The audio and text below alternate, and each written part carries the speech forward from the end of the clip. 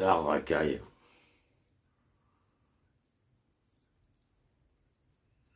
Dont ainsi par les Zarathustra Nietzsche.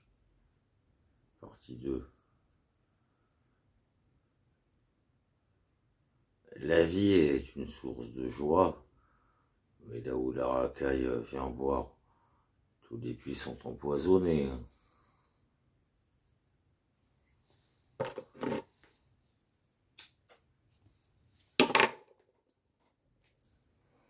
Je suis favorable à tout ce qui est propre, mais je n'aime pas voir les gueules grimaçantes et la soif des gens impurs.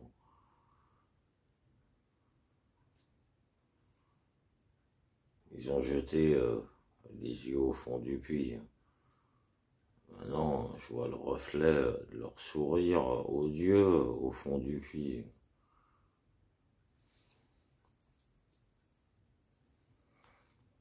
Ils ont empoisonné l'eau sainte par leur concupiscence et en baptisant joie leur rêve malpropre.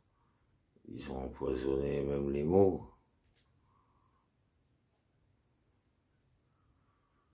La flamme est prise de répulsion quand ils approchent du feu leur cœur humide. L'esprit lui-même bout et fume quand la racaille s'approche du feu.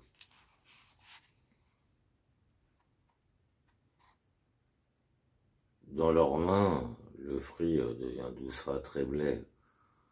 Leur regard endommage l'arbre fruitier et le dessèche.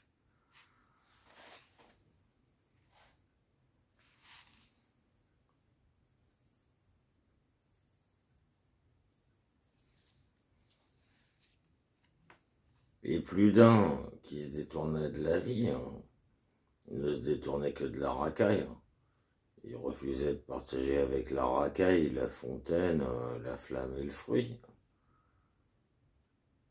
Et plus d'un s'en est enfui au désert et a souffert la soif avec les bêtes sauvages, seulement pour ne pas s'asseoir autour de la citerne en compagnie des chamelets malpropres.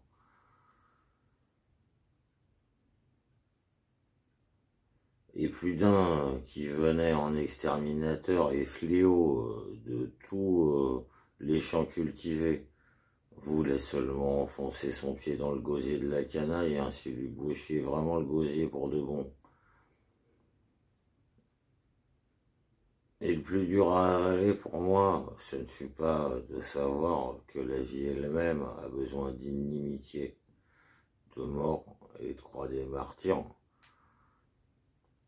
Mais j'ai demandé un jour, et ma question m'en étouffa presque, quoi, la vie aurait-elle besoin de la canaille? Les puits empoisonnés sont-ils nécessaires? Et les feux puants et les rêves saillis, les rêves salis et les vers dans le pain de la vie?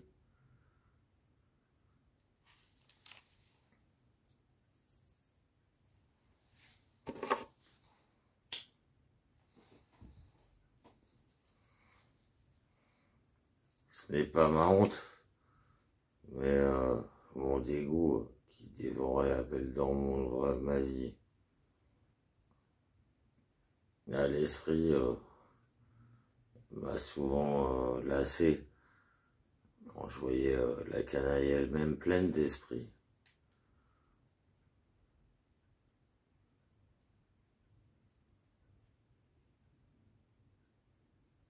Et j'ai tourné le dos aux gouvernants quand j'ai vu ce qui s'appelle aujourd'hui gouverner, trafiquer et marchander le pouvoir avec la racaille.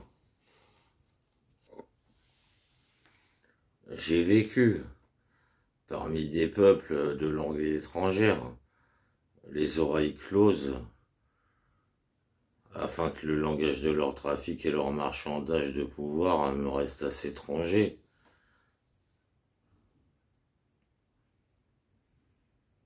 Et me bouchant le nez, j'ai traversé à contre-cœur tout l'hier et tout l'aujourd'hui. En vérité, Ils sont mauvais, l'hier et l'aujourd'hui, selon la racaille qui écrit.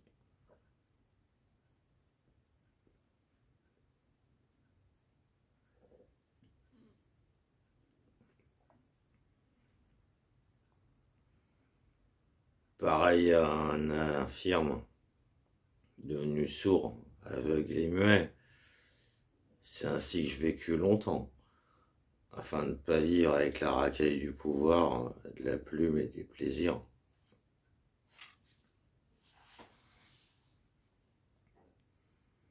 Mon esprit a monté des marches avec peine et prudemment. Les aumônes de la joie furent son réconfort aveugle.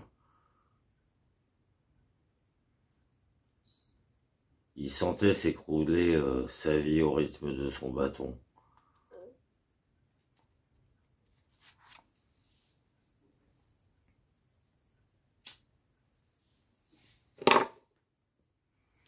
Que m'est-il donc arrivé? Comment me suis-je délivré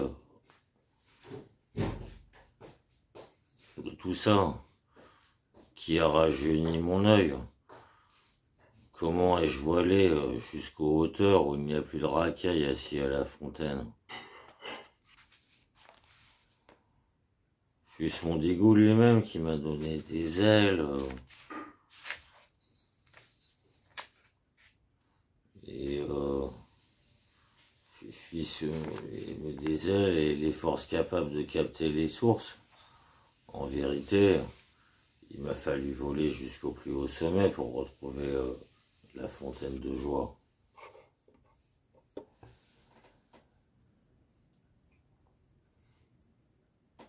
Oh, je l'ai trouvé, mes frères, ici au plus haut sommet, jaillit pour moi la fontaine de joie.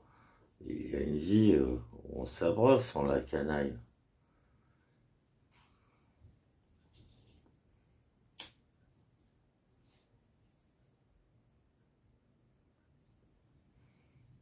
Jaillit presque avec trop de violence, source de joie. Et souvent même, tu renverses la coupe en voulant la renverser, en voulant la remplir, pardon. Il me faut apprendre à t'approcher avec plus de modestie. Mon cœur court encore trop violemment à ta rencontre.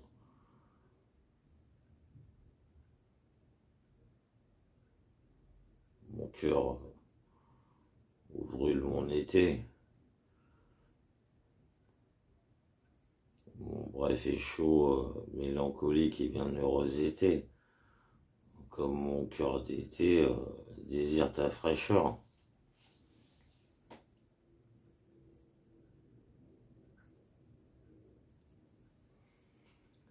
Elle est passée, la tristesse hésitante de mon printemps.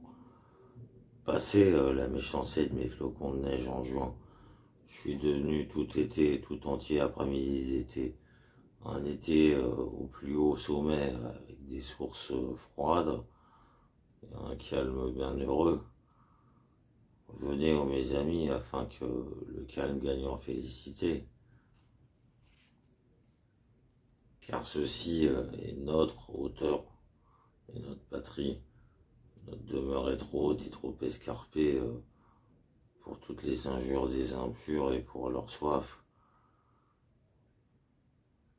Jetez donc vos purs regards dans la source de ma joie, amis. Comment s'en trouverait-il? Elle vous renverra le rire de sa pureté.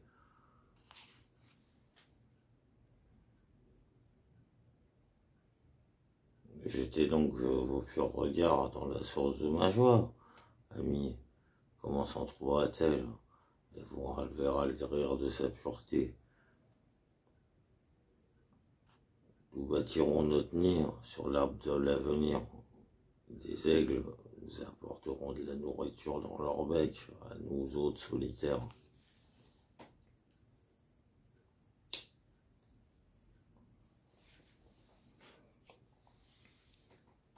En vérité, ce n'est pas une nourriture dont les impurs pourraient manger. car il croirait manger du feu et se brûler la gueule.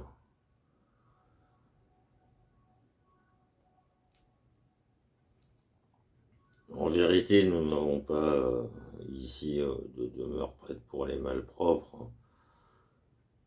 Notre bonheur, ils y verraient une caverne de glace pour leurs esprits et pour leur corps.